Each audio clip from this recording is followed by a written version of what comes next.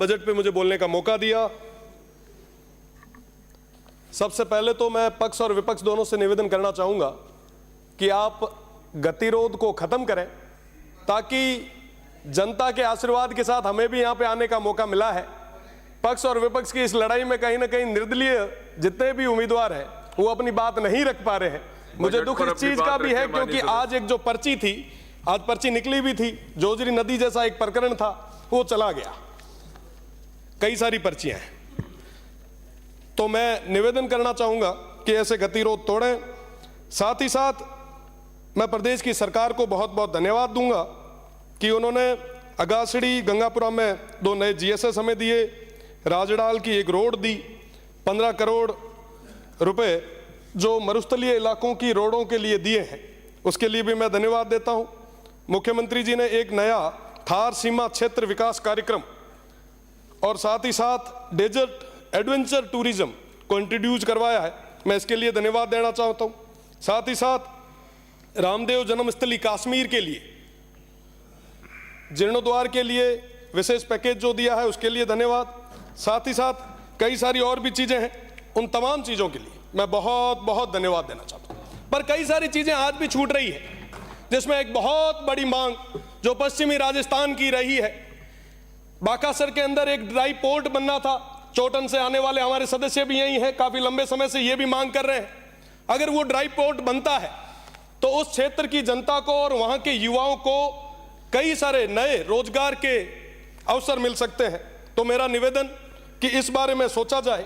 साथ ही साथ ERCP के तर्ज पर WRCP की मांग काफी लंबे समय से चली आ रही है। वेस्टर्न राजस्थान के तमाम जो भी माननीय सदस्य यहां पे आ रहे हैं, उन्होंने सभी ने, चाहे पक्ष के हो चाहे विपक्ष के हो, सभी ने ये मांग रखी ताकि वो वेस्टर्न राजस्थान हरा भरा हो सके। साथ ही साथ पानी, बिजली, शिक्षा, चिकित्सा, सड़क और तमाम चीजें जिनके बारे में कई कई चीजें आई भी है। पर माननीय सभापति महोदय, वेस्टर्न राजस्थान बहुत बड़ा क्षेत्र है। मुझे लगता है जो चीजें, जो घोषणाएं होनी चाहिए थी, पूरे तरीके से अभी तक नहीं हो पाई। पानी हमारी बहुत बड़ी समस्या है। आने वाले गर्मियों के दिनों में पानी की स्थिति और खराब होती जाएगी। मेरा निवेदन है, क्योंकि यहाँ पे माननीय मंत्री जी भी विराज रहे हैं, निवेदन है कि 10 हैंडपंप और 5 ट्यूबवेल से लगभग 610 गांवों में पानी पहुंचाना तकरीबन असंभव है। मेरा निवेदन आपसे कि वेस्टर्न राजस्थान के लिए, उस थार के लिए एक विशेष योजना आप सब बनाएं। साथ ही साथ बिजली की अगर मैं बात करूं तो वर्तमान स्थिति भी बिजली के क्षेत्र में काफी उतार चढ़ाव वाली चल रही है। आज भी उन किसानों को बिजली पूरे तरीके से नहीं मिल पा रही है। 6 घंटों की बात हम कर रहे हैं, पर बड़े दुख के साथ कहना पड़ रहा है, पश्चिमी राजस्थान जो पूरे राजस्थान को कहीं ना कहीं जो बिजली देने में समर्थ है, आज दिया तले अंधेरा की स्थिति हो चुकी है। हमारे उन किसान भाइयों को पूरे तरीके से बिजली नहीं मिल रही। साहब, कृषि कनेक्शन की हम बात कर रहे हैं, हम कह रहे हैं कि साहब हम अभी खूब सारे कृषि कनेक्शन देंगे। पर माननीय सभापति महोदय, मैं आपके माध्यम से प्रदेश की सरकार से निवेदन करना चाहूंगा, 2016 से लेके आज तक के कई सारे हमारे जो किसान हैं उनकी फाइलें पेंडिंग पड़ी है, उन्हें नए कनेक्शन नहीं मिले हैं। ये बहुत बड़ी एक चिंता की बात है।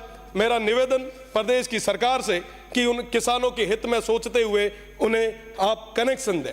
साथ ही साथ मैं बात करूं चिकित्सा की, तो चिकित्सा के मामले में उस क्षेत्र में एक जिला अस्पताल गडरा रोड में और सिव में होना चाहिए। मैं उसके लिए आपसे निवेदन करना चाहूंगा कि आप एक बहुत बड़ी ये सौगात दें, क्योंकि पश्चिमी राजस्थान में एक क्षेत्र से दूसरे क्षेत्र या एक गांव से दूसरा गांव तकरीबन 20 से 30 किलोमीटर दूर है, और ऐसी स्थिति में चिकित्सा व्यवस्था को मजबूत करने के लिए इस चीज की बहुत ज्यादा जरूरत है।